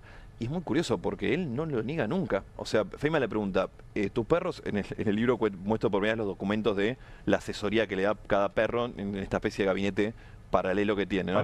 Ahí vamos a las notas. ¿Cómo gabinete paralelo? Él es asesorado, me cuesta explicarlo, ¿no? Pero él es asesorado por cada perro de sus animales, tiene como un rol específico. Esto Milei lo contaba mucho a uno de los que se lo cuenta, y de hecho lo deja sentado vía WhatsApp, que es Mariano Fernández, que de hecho va a presentar el libro conmigo la semana que viene. Se lo detalla vía WhatsApp el rol de cada uno. Entonces cuenta, Robert me ayuda, me contiene emocionalmente, Conan arma la estrategia general, Murray ve el futuro. Lo estoy citando textual al presidente, está la conversación también en el libro, la pueden ver. Milton elabora el enfoque filosófico. De hecho, una novedad en este sentido... ¿Estás escuchando, Mariano, esto, no? Yo no puedo creer. Una novedad en este sentido que a mí me llamó mucho la también. atención fue que en el libro, yo ya sabía que había muerto uno de los perros, lo publicamos, no sabía quién era. Bueno, descubro que es Lucas. Esto sale hace una semana. El jueves habla Milei y por primera vez en la historia, yo lo sigo bastante el tema Milei y perros, habla Lucas Jr. Empieza a hablar de sus perros y habla de Lucas Jr. O sea, yo no sé si le llegó esto a Milei, está cambiando la narrativa, lo volvió a clonar. Yo les decía que entrevisté al dueño de la empresa y cuenta que Milei paga todos los meses la suscripción para mantener la célula, digamos, de Conan ahí. Entonces, perdón, volviendo a lo de los perros, decía que a él le pregunta y no lo niega. Feynman le dice, pero vos te asesorás con tus perros. ¿Cuál es el problema? Le dice. ¿En qué te afecta a vos? Textual, ¿eh? ¿En qué te afecta a vos en tu libertad, en tu propiedad? ¿En qué te afecta? El país le pregunta, ¿hablas con Conan vía telepática? Lo cito textual, es mi vida espiritual y mi vida privada y hago lo que quiero. O sea, fíjate que él, como él dice, soy loco pero no boludo, sabe que no puede confirmarlo, pero tampoco hace lo que sería más lógico, digamos, un político, que negarlo. Porque no se quiere traicionar, Ahora, perdón, es su vida espiritual y privada, pero estamos hablando de que él lleva estos supuestos consejos a sus decisiones políticas, económicas. El armado del gabinete. Toto Caputo no iba a ser ministro. Digo, está todo muy influido por hay un capítulo para Toto Caputo, ¿no? Está todo muy influido por el misticismo. O sea, Caputo dice, y de nuevo lo dice, en 2 entrevistas él explicó que fueron la Fuerza del Cielo que le hablaron y le hicieron meterse en este gobierno. O sea, el gabinete lo arma y lo cambia. Está muy influido, claro. De hecho, el libro yo lo cierro con una anécdota divertida, entre comillas, entre Juan Manuel Olmos y Milei. Milei le ofrece la secretaría, Olmos del peronismo, o sea, era vicejefe de gabinete, le ofrece la Secretaría Legal y Técnica a finales de diciembre de 23, y cuando Olmos le decía que no, Milei lo quiere convencer diciéndole, pero mirá, me eligió la Fuerza del Cielo. Olmos, que fue bautizado por el Papa y tiene mucha relación, pensaba que le hablaba del Papa, entonces le dice en un momento, ¿pero qué hablaste con Jorge? Y le dice, no, ¿qué es Jorge? No, la Fuerza del Cielo son las que me comunican con el uno y me dijeron, vos sos parte de la misión, palabra aparece mucho en la cabeza de Milei, y Olmos, que esto fue una llamada por teléfono, le corta el teléfono diciéndole, decí la Fuerza del Cielo, te dicen cualquier pelotudez. Y lo cito textual, perdón por la palabra. Yo quiero hacer una aclaración. A mí nunca me gustó hacer periodismo respecto al vínculo de Milei con sus perros, porque me parece que es parte de su vida privada y cada cual con sus mascotas. Pero es el presidente. Tiene el vínculo. No, lo que nos está contando Juan Luis en La Fuerza del Cielo, que es el libro que está presentando el próximo fin de semana en la Feria del Libro, es que tiene una influencia en el diseño de las políticas públicas. Esto es lo que me parece que cruza todos los límites. Déjame hacerte una pregunta incómoda. Sí. ¿Cómo sabés que las personas que te contaron esto no te lo cuentan desde el enojo o desde algún enojo con Milei o porque lo quieren de alguna manera perjudicar y que efectivamente esas conversaciones, porque vos dijiste recién que no tenés que con Milei no accedes como fuente, digamos? Es una buena pregunta. Mariano textualmente él dice que él lo sigue queriendo a Milei, era amigo y que lo ve, está preocupado por él y está preocupado por el rumbo del país. Gustavo, que es el hechicero que habla por primera vez, me habla por una especie interna esotérica, él está preocupado. Yo con él había hablado en el loco, vía mail, nunca se querido juntar conmigo, se junta, y cuando le pregunto por qué, me dice está preocupado porque se están llevando la fuerza del maligno, lo cito textual, y él puntualmente apunta a Axel Wanich, el rabino de Milei o embajador en Israel. Después, bueno, para mí la historia era un orgullo. Hay un gran giro en cómo Milei patrocinaba su misticismo, como siendo gobierno lo empieza a ocultar. Entonces también hay mucho de que lo cuenta el propio Milei. O sea, hay 4 o 5 entrevistas de Milei diciendo, literalmente, tengo las pruebas que Dios existen, me pasaron cosas que la ciencia no puede explicar. Y sé que Dios es libertario. ¿Sabes qué me quedo pensando también? Que tener esta explicación de todo es una gran forma de justificar el día que desbarranques o que quieras hacer una matanza de manifestantes o lo que quieras. Ah, bueno. Pero es lo que decía, ¿cómo lidia esto con la democracia? Que es esa frase, bueno, por eso. Si Conan es compatible con la democracia. Bueno, estoy tratando de traducirlo, de llevarlo allá, de procesar esto. Y sí. Déjame hacerte una última, Juan Luis. Nos está mirando audiencia que cree en la política, que confía en que tratamos de construir los argumentos mejores posibles, que tratamos de pensar, bueno, por supuesto, a partir de la información que vamos recabando, pero que en definitiva es argumental, que la política tiene otro... Y se encuentra con esta charla, se encuentra con esta conversación, con esta dinámica de las cosas. No sé, ¿qué mensaje para todos aquellos que creen que la salida es política y que se enfrentan con un presidente que tiene background, digamos? No sé si contestar lo mismo, pero se me ocurre que parte del éxito de Milei, en el libro está hecho, se sustenta por esto, porque hay mucho pensamiento mágico en el mundo en general y en Argentina también. De hecho, el gobierno, yo cuento en el libro una anécdota con alguien que piensa la comunicación y me empieza a mostrar encuestas donde ve que la lógica, por ejemplo, del sacrificio, palabra que aparece mucho, es bien recibida. O sea, hay mucha gente dispuesta o que incluso quiere la idea de una salvación o por lo tanto de un salvador, de algo mágico que de repente cambie tanta malaria. Sí, que conecta con algún Exacto. sector. Yo hago el paralelo del caso Cositorto, que sucedió en Argentina cuando Milei ya era diputado y había anunciado su carrera presidencial. Es mágico también pensar que pones plata en SOE y te devuelven 8% de dólares en interés en dólares por mes. No digo si una estafa el proyecto libertario ni de cerca, pero hay un punto en común. O sea, está todo tan jodido que necesitamos algo que cambie radicalmente la situación. ¿Te amenazan por el loco, por el primer libro y por lo que saben que se publica en este? Bueno, estamos en perfil, la amenaza es muy clara, Milei la ha dicho en 3 oportunidades que quiere perfil quiebre, estamos en 4 juicios, bueno, acá le hemos contado. Ahí ya hay una amenaza, digamos, a la fuente de trabajo de uno y de tantos otros. Después sí han sucedido algunos episodios, nada mayor. Ya estamos en Feria del Libro. El año pasado, cuando presenté el libro a la feria, vinieron un grupo que yo no creo que eran libertarios a hacer quilombo, tirar bomba de olor, patadas, etcétera. Está grabado, lo pueden ver eso. Que, insisto, no era libertario, porque sigo a los libertarios de la primer acto que hicieron en el 2021. Estos muchachos no eran libertarios. No ha pasado a mayores, sí, después de las redes, total. Hay algo donde el estereotipo se cumple mucho, que también pasa que con las colegas mujeres son mucho más atacadas. O sea, yo hice 2 libros de Milei y recibo mucho menos hate que capaz que una periodista que hace 3 notas de Milei en un portal. Juan Luis, ¿cuándo se presenta el libro? Se presenta el sábado que viene a las 8:30. ¿Quiénes van a estar? En la sala Tulio Alperindón y en la feria va a estar Jorge Fontevecchia, va a estar Mariano Fernández, el amigo de Milei, y va a estar Franco Torcha también, así que todos invitados. Éxitos, Juan Luis, y gracias por haber venido. Gracias. Vamos al tema que prometió Irina, la historia de los 482 kilos de cocaína descubiertos en el puerto de Vicentín, en la provincia de Santa Fe, pero que terminó siendo aparentemente un operativo papelón a la pesca de la fama. ¿Por qué decimos esto, Irina? La droga estaba, no es que no estaba.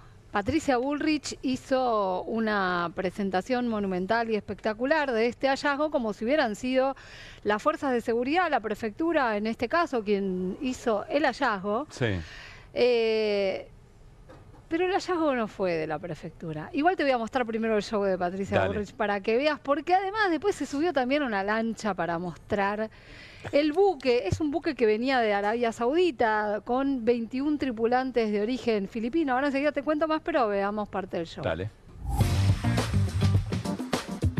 Estamos viendo el barco Ceci, es un barco que estaba infectado con 469 kilos de cocaína. Los tripulantes han quedado prisioneros. Es un operativo hecho a partir de la Unidad de Información Financiera del doctor Paul Stark, de la aduana, de la Justicia Federal, del Ministerio de Seguridad Nacional con la prefectura. Todos juntos en equipo para que las hace.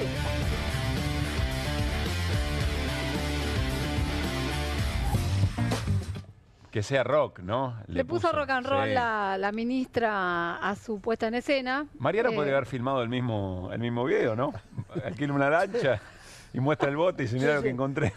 ¿No? Bueno, tengo que decirte algo. Le tuvieron que advertir a Bullrich que no se subiera al barco porque tenían que preservar las pruebas porque estaba la cocaína empaquetada, que además estaba cuidadosamente empaquetada, termosellada, porque se ve que había todo un plan de arrojarla al agua. Claro. Tenía un rastreador, un GPS también, ¿no? Sí, claro, tenía un GPS, además había redes, había un par de balizas que se pueden encender en el agua y había algunos salvavidas, de manera que se cree que el plan era, bueno, tirar la droga desde el barco. Bueno, pero además están detenidos arriba del barco 20 tripulantes. El que no está detenido es el que hizo la denuncia, que no fue la prefectura, fue el capitán. Fue el capitán que en un momento, cuando estaban atracados acá, justamente donde vos decías, en el puerto de Vicentín, en San Lorenzo, habían subido algunos cargamentos de comida. Vos imaginate que hay unos frigoríficos gigantescos para alimentar a toda esa gente. En este caso era durante 20 días. Hay algunos donde guardan carne, otros donde guardan verduras.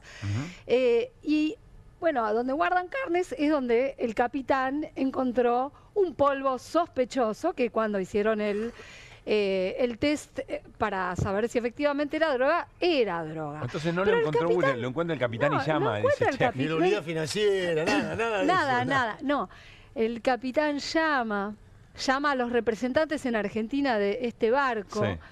Y estos representantes en Argentina se comunican, sí, con la Unidad de Información Financiera, y la Unidad de Información Financiera a la vez se comunica con el fiscal que actúa en la jurisdicción, que es Claudio Kishimoto, que es el que termina pidiendo todo el procedimiento y lo autoriza el juez Vera Barros, ¿no? Todo este hallazgo que yo te cuento, estamos viendo ahí cómo son los ladrillos de cocaína, que además tienen un logo de una coronita y dicen Your Name, ¿no? Esa es la marca con la que se ve que se comercializa esta droga. Recién estábamos viendo una suerte de conferencia de prensa, había gente riéndose en el fondo. ¿Querés escuchar la conferencia de prensa? Bueno, y ahora te digo quiénes son. ¿Quiénes son los que se ríen?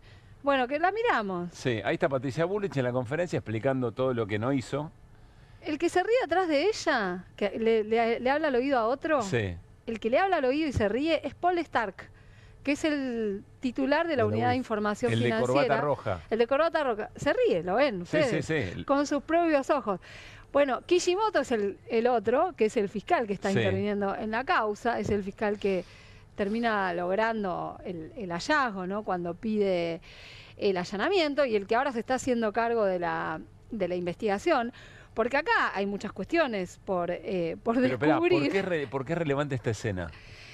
Esta es la conferencia de prensa donde Patricia Bullrich se está atribuyendo el éxito de esta operación.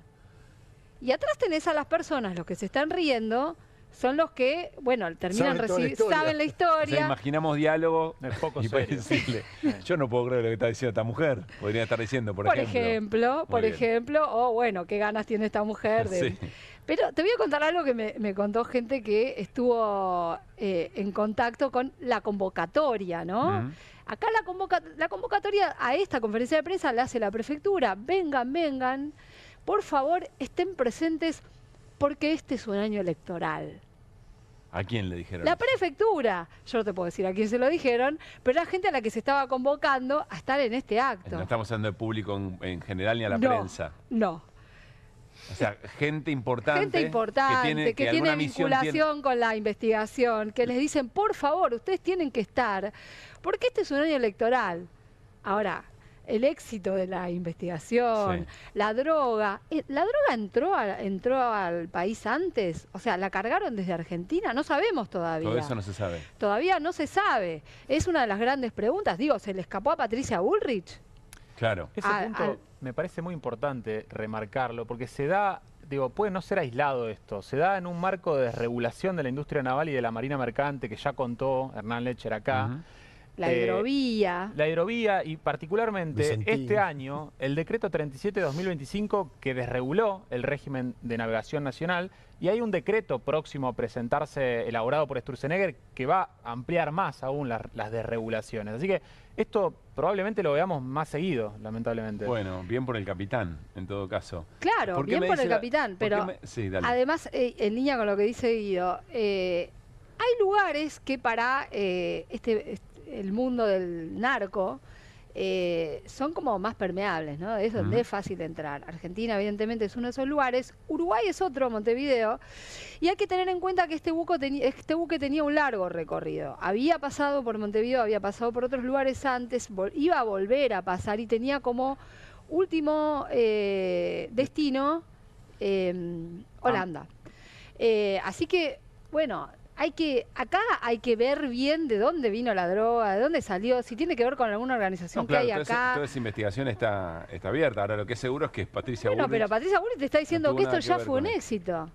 Claro. Y no sabemos nada. Te digo más, probablemente nos enteremos en las próximas horas, pero aparentemente hay un arrepentido en el buque. Muy bien. Entonces, uno de los 21. Uno de los 21. Entonces ahí, claro, uno de los filipinos. Que te cuento que además los filipinos no hablan castellano. Tenemos que traer un traductor. Y hablan, bueno, esto es muy trabajoso porque estaban declarando hoy en indagatoria, justamente a raíz de esto se produce esta posibilidad del arrepentimiento de uno de ellos, pero además han incautado sus celulares. ¿Cuántos celulares decís que tenía cada uno de ellos? Uno, mínimo. Mínimo. Bueno, igual te parece normal que tengan más de un celular. No, perdón, quise decir que tengan al revés, quise decir uno cada uno, más no. No, tenían mínimo 2. Así que van a tener mucho trabajo quienes tengan que analizar esos celulares, pero es donde probablemente haya algo de información. Uno para cada trabajo. Sobre. ¿no? claro. Uno para el laburo.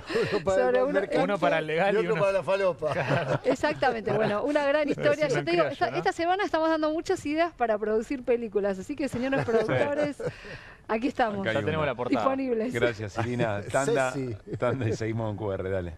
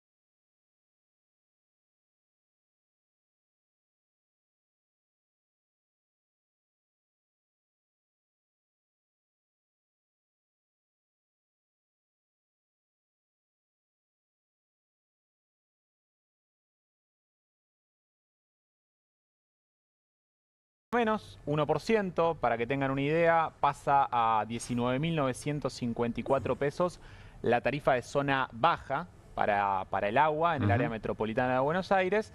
Y tenemos aumentos generalizados en transporte en la Ciudad Autónoma de Buenos Aires, en la ciudad y en la provincia, ¿no? Sí. Los colectivos que circulan por la provincia aumentan 5,9% en el mes de abril, perdón, el mes de mayo, y de la capital federal 5,7%. Estos, recordemos que van a aumentar con la inflación pasada, es decir, 3,7% más un 2%, fue lo que se estipuló. Tenemos que el pasaje mínimo de colectivos de provincia pasa a 450 pesos y en capital a 617 pesos. Qué bárbaro, ¿eh? El subte pasa a 919 pesos. Casi una luca el pasaje. El subte una luca.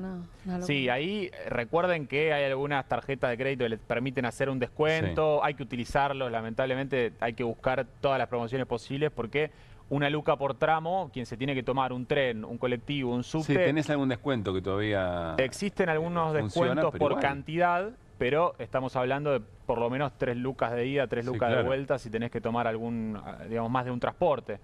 Bueno, también peajes porteños sube de la misma forma, 2% más el 3,7% de la inflación de marzo. Ya son carísimos los peajes, ¿no?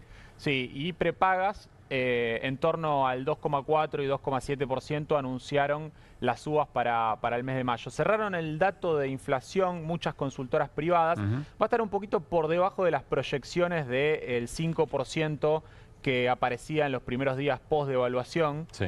Porque el tipo de cambio se logró estabilizarse un poquito, va a estar más cerca de la inflación del mes de marzo, me animaría a decir unas décimas por debajo. Bueno. En torno al 3,5%. Que el gobierno lo va a festejar. Sí, el gobierno claramente lo va a festejar, es un número que está también vinculado con aumentos en regulados que no fueron, digamos, como lo mismo que hicieron en mayo, se hizo en abril, algunos aumentos de regulados que deberían haber subido más y no lo hicieron. Pero sí, claramente el gobierno lo va a festejar diciendo de que el discurso va a ser se salió del cepo y no, que eso no es así. Hay una flexibilización cambiaria, repitámoslo siempre, pero el discurso va a ser se salió del cepo y sin costos inflacionarios. Claramente la apuesta del gobierno es llegar a octubre con un dato de inflación a la baja, con el tipo de cambio y con los salarios como anclas. Es muy interesante la discusión que lleva al paro de colectivos a nivel nacional de corta y de media distancia el próximo martes, porque las empresas le dicen al gobierno, mirá, no me das más tarifa, no me das más subsidio, yo no puedo pagar un mayor aumento salarial, que es en los 6 meses del 1% mensual, que casualmente es muy parecido a lo que el gobierno establece como techo. Vamos a ver qué ocurre, cómo se resuelve, si no es que no hay efectivamente un paro el próximo martes. Bueno, Mariano... Yo decía recién, 6.000 mangos por día por 20 son 120 lucas por mes que tiene que pagar un trabajador para ir a laburar, ¿no? Para ir a laburar. Arrancás 120 lucas abajo. O sea, no te pusiste un bocado de comida en la boca, y ya tenés que poner 120 y con paritarias. lucas. Perdón, hay que interrumpir. Y con paritarias, es muy ilustrativo el dato. Es una pavada, pero dice la cuenta, es que 6.000 por 20, 120 lucas. Sí, con un salario de un empleado de comercio en torno a los 800, 900 lucas. Tremendo. Casi el 10%. ¿Qué? Dice Mariano Hamilton que esta representación de la derecha es muy bruta y lo ejemplifica en el raleo de las políticas de ciencia y tecnología. A ver, tenemos portada para esto. Sí. Hay un deterioro, dice, sin ciencia ni tecnología se puede ser un país del primer mundo. Una pregunta que nos hacemos, yo creo que no, pero bueno, supongo que para este gobierno sí, porque ellos son brutos. O sea, yo lo decía hace un rato, cuando uno piensa en la derecha era una derecha culta, una derecha que te podía no gustar el país que proponía o el país que querían. Pero sí, vos decías, bueno, pero estos tipos no son brutos. Estos son brutos. Estos además expresaban que nunca se meterían no entienden nada, no entienden qué es lo que pasa, no entienden por qué hacen las cosas las hacen sin ton ni son. Vamos a repasar algunas de las placas que tenemos preparadas para que se entienda. El deterioro de equipamientos y los salarios son 330 centros de investigación que los hicieron pelota. Hay una reducción del presupuesto, un 30% en 2024 y un 25% en 2025. No van a ingresar las promociones de investigadores aprobadas en 2024. No se abre la convocatoria para investigadores en 2025. Se incumple la ley de financiamiento del sistema de ciencia que dice que Argentina debe invertir el 1% de su PBI en ciencia y tecnología. Y sin costo, es ¿no? coherente, hay que decir que nunca llegamos al 1% del PBI en ciencia y tecnología, Sí. ni aún con gobiernos más progresistas, para llamarlo de alguna manera. Pero en este momento es el piso histórico, estamos en 0,154% del PBI. Es el piso histórico de inversión en ciencia y tecnología. Hay de financiamiento en programas que ahora los vamos a detallar. Yo voy a ser muy preciso y lo voy a leer porque no quiero cometer errores. Vamos a ver, se financiaron programas, uno de los que es la agencia I+D+I. Es investigación, desarrollo e innovación, quiere decir, es IDI. Sí. La investigación es el objetivo de la investigación, es ampliar el conocimiento científico, tenga o no una aplicación práctica, por ejemplo, en productos o servicios. El desarrollo apela a un sentido económico, una evolución económica que dé lugar a mejores niveles de vida. Y la innovación consiste en crear algo nuevo o mejorar lo que ya existe para hacerlo mejor, por ejemplo, más eficiente. Bueno, esto está desfinanciado. El proyecto Karen. Es Central Argentina de Elementos Modulares, quiere decir Karen. Es para desarrollar un reactor nuclear de baja potencia diseñado y construido íntegramente en el país. Es el primer reactor nuclear de diseño y construcción totalmente argentinos. Se hace en conjunto con la Comisión Nacional de Energía Atómica. Desfinanciado también. No se está haciendo nada. Proyecto ARSAT SG-1. Es el viejo ARSAT 3. El ARSAT SG-1 es lo que antes se conocía como ARSAT 3, es un satélite de comunicación geoestacionado propiedad del gobierno. Sería el tercer satélite construido por INVAP. Se plantea localizarlo en el slot geoestacionario de la longitud 81 oeste y establece cobertura en todo el continente americano. Tampoco se está haciendo, tampoco. Vamos ahora, el RA-10. El proyecto RA-10 comenzó en el año 2010 y tiene como objetivo diseñar, construir y poner en marcha el reactor nuclear argentino multipropósito RA-10. La etapa de diseño involucró más de 1 millón de horas hombre y se generaron más de 10.000 documentos técnicos. Sobre esto a la basura, sí. No se está haciendo nada, todo afuera. No, son todo brutos. Lo que avanzaste. Es que son brutos. Pero ahí tengo una pregunta, Mariano. Son brutos. O se lo dijeron los perros, no sé. Se lo dijo ¿Son Cona. brutos o es un plan para evitar el desarrollo en estas áreas de países como Argentina? Ni aún está bien la pregunta, es una pregunta interesante, yo no tengo la respuesta. Yo creo que por ahí soy un poco simple y creo que ellos, si se sentaran a hacer el trabajo, qué sé yo, que es ver qué es la agencia IDI, proyecto Karen, proyecto ARSAT SG-1 y R10, dicen, no, pero para, esto es una inversión que el país le va a dar guita, va a ganar plata al país con esto. ¿Por qué lo desfinancian? O sea, insisto, yo creo que ¿Y no son te brutos. parece más razonable? Porque Sí, a alguien bueno, no le conviene que Argentina desarrolle esta el tecnología. Estado para ellos es mala palabra, el Estado es una mierda, el Estado no sirve para nada, el Estado hay que destruirlo. Yo soy el topo que llegué para destruir el Estado desde adentro. Ahora, no puedes destruir algo que te va a reportar beneficios, no solo beneficios intelectuales, que para mí son muy importantes, pero básicamente económicos. Sí, pero en la lógica de ceder soberanía y de ser una colonia de Estados Unidos mínimo, cierra. Pero digo, hasta y hacer sumale- el ARSAT para regalárselo al Comando Sur, si querés. Yo estoy con vos, pero ¿entendés? digo, entra en esa lógica, no. O sea, Hacé un reactor nuclear y regaláselo a Trump y que lo tenga en la casa. Pero hacelo. Sí, algo que discutíamos fuera del aire es que en estos gobiernos siempre aparece el ejemplo de Australia como modelo de país. Interesante ¿no? esto que Un planteabas. país con actividades primarias, minería, bueno, actividades primarias, pero que está muy vinculado con desarrollo de servicios de software aplicado a esas actividades primarias. Bueno, estos son datos que publicaba Daniel Steiger hace unos días y planteaba que digamos, Australia, cuando tenía nuestro PBI per cápita, invertía el 1% del PBI en ciencia y tecnología para desarrollar servicios aplicados a las actividades primarias. Hoy Argentina, bueno, está dedicando el 0,154. y nunca llegó al 0,6% No,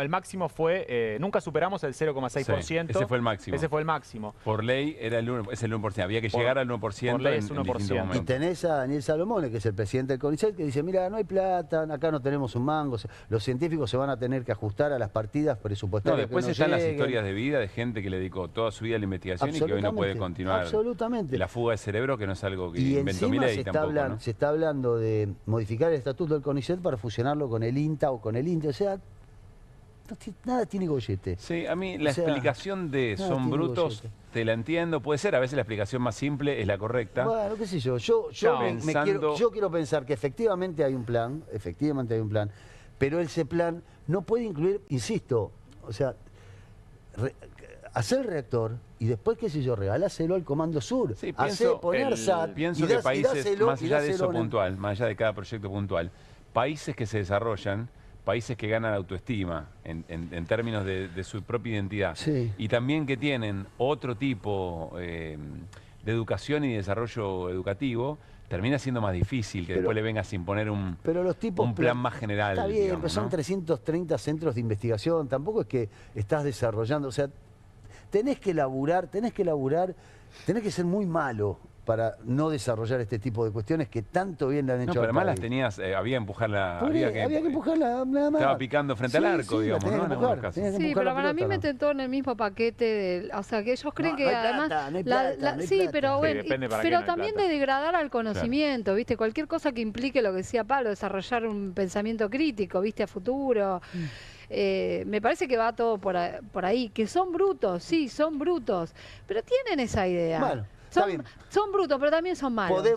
Son brutos y son malos. Podemos hacer una síntesis. Y también está el patear la escalera de Ha-Joon Chang, de este surcoreano, que digo, son los países también que se han desarrollado que necesitan. ¿Qué es lo de patear la escalera? Contá. Patear la escalera es un libro de un economista surcoreano, desarrollista, que plantea que los países que se han desarrollado al calor de la industrialización, bueno, hoy juegan un rol digamos, geopolítico a nivel mundial de trabar el desarrollo industrial de los países emergentes como Argentina, como Brasil, como México, que son porque mejor nos den las materias primas un poco más baratas a nosotros, sí, somos, ¿no? Exactamente, que nos dedicamos a nuestras ventajas comparativas, al agro, a la minoría, al petróleo y nada más. No, que tampoco es nuevo. No, es volver al 1900, que es lo que que defiende y abona permanentemente el presidente de la Nación. Quiere volver al 1900, quiere volver a la vaca atada. Yo quiero decir que para mí está directamente vinculado con esto que nos trae Mariano, el éxito que está teniendo el Eternauta, porque hay una industria, que es la industria cinematográfica, que también construye identidad, que está en la producción simbólica, además del laburo que da, efectivamente, y que de alguna manera una sociedad que se quiere, que tiene buena autoestima, produce cosas que la reflejan. Estamos viendo parte del tráiler, ¿no?, de El Eternauta, que creo que ahora en Netflix es lo segundo más visto en todo el mundo. Así es. Yo ya la vi entera, ya vi todos los capítulos. ¿Ya vieron? Sí. Yo no. Bueno, yo no vi nada. No vi, pero vos hablaste al principio del programa sobre el héroe colectivo. Sí. Recomiendo una nota de La Nación, El Eternauta, coincidencias y diferentes... más vista, tendencia en Argentina El Eternauta, porque es la serie en Netflix más vista en este momento. Primero Argentina, Alemania, Italia, Bolivia, Brasil, Chile, Colombia. En todos estos países y muchos más es número uno. Ahí está el dato que nos pasa. Decía, recomiendo una nota que se llama El Eternauta, coincidencias y diferencias entre la historia y la serie. Es una nota que escribió Hernán Ferreirós en La Nación, que es muy interesante por lo contrario, digamos. Es interesante porque plantea todo lo contrario, es como si fuera El Eternauta es un héroe libertario para Ferreirós. Ah, mira vos. Sí. Es como, es Macri con peluca, el Eternauta. La voy a leer. Te juro, es muy interesante. Pero ¿dónde le ve, por ejemplo, el individualismo y todo eso? Porque dice que en realidad los héroes de la serie son héroes individualistas porque tienen diferencias, cada uno, algunos toman decisiones a veces contrapuestas, pero en cambio los que ellos enfrentan son los que tienen los chips, que compiten contra una persona, contra alguien que efectivamente los tiene disciplinados. Que es como un poco el tema de lo que hablaba, si vos llevas la historia a los 50, es la Guerra Fría, todas estas cuestiones que ocurrían. Habría que ver, Ricardo Darín debe haber leído otro guión, entonces, dice que porque Dice que es un terreno en disputa, dice. Para mí nunca estuvo en disputa el Bueno, Eternauta. debe haber leído otro guión. Ricardo Darín por lo menos trabajó pensando que era otra cosa. Mirá lo que dijo. Están pasando cosas muy parecidas. Es decir, esta cosa que se instaló desde hace unas décadas, tristemente, del individualismo, de que vos te cuidas solo, y entonces yo, mi familia y lo demás, en la medida en que a mí no me apriete mi zapato, no me importa. Esto es algo de lo que se viene hablando desde hace siglos. No tengo la esperanza de que la proyección del Eternauta vaya a suplir considerablemente ese aspecto, ese rasgo humano. Pero la verdad es que arrimar una opinión, arrimar un poquito de reflexión y de sensibilidad y de calor humano en una historia de ciencia ficción es muy loco, y yo confío en los chicos que de pronto pueden llegar a percibir, a captar esas sensaciones, a paladear eso de que es necesario que estemos codo a codo en muchas situaciones, no en una, en muchas. Bueno, ahí estaba Ricardo Darín haciendo una valoración bastante distinta de las que nos proponía el autor de la nota que dice Mariano. Vamos a compartir, porque también lo charlamos con Juan Di Natale. Hay un componente, Irina, vos que viste la serie, yo todavía no la vi, que está muy puesto al frente de la argentinidad, es decir, es desde la Argentina al mundo. Esto, muy, ¿no? muy. Y la verdad que estéticamente hay un logro grande en eso, porque resulta atractiva de ver. Y la porteñidad, además, la porteña, digamos, no sí, solamente... Claro. Y después hay otro elemento, que es la historia de la familia Oesterheld, que es uno de los guionistas del Eternauta, y que muy inteligentemente, en las calles, frente a los afiches del Eternauta de la serie, aparece la familia Oesterheld. Héctor Germán Oesterheld, guionista, detenido desaparecido, Marina Oesterheld, Beatriz Marta, Estela Inés y Diana Irene. Y es muy interesante porque además allí en ese texto chiquito que hay debajo de esas fotos son edades que van desde los 19 años hasta los 25, por supuesto a excepción de Héctor Germán Oesterheld, aparecen sus militancias y dice que las militancias estaban trabajando en barrios carenciados. Una de las hijas de Oesterheld militaba en el movimiento de inquilinos. Miren ustedes las conexiones que hay respecto de lo que hoy ocurre y las cosas y las razones por las cuales fueron detenidas, desaparecidas, ¿no? Esto también se exporta al mundo, ojalá que la historia de Oesterheld también se exporte, ¿no? Sí, pero también me parece... Recomiendo el libro Los Oesterheld de Fernanda Nicolini y Alicia Beltrami, es un libro extraordinario realmente. Para mí es fabuloso que estemos hablando de esto gracias a la serie, te puede gustar más, menos, qué sé yo, para mí está buenísimo que estemos hablando de nuestra historia, que traigas a la familia Oesterheld por estas razones, y el mensaje del Eternauta tiene que ver con eso, tiene que ver con con este colectivismo o sentimiento colectivo que justamente es lo que este gobierno intenta destruir. Mariano, Guido y Irina, y ustedes también. ¿Cómo? Que gane San Lorenzo. Bueno, muy bien. Nos reencontramos el lunes para seguir haciendo QR en vivo aquí en Bravo TV. Pasen lindo.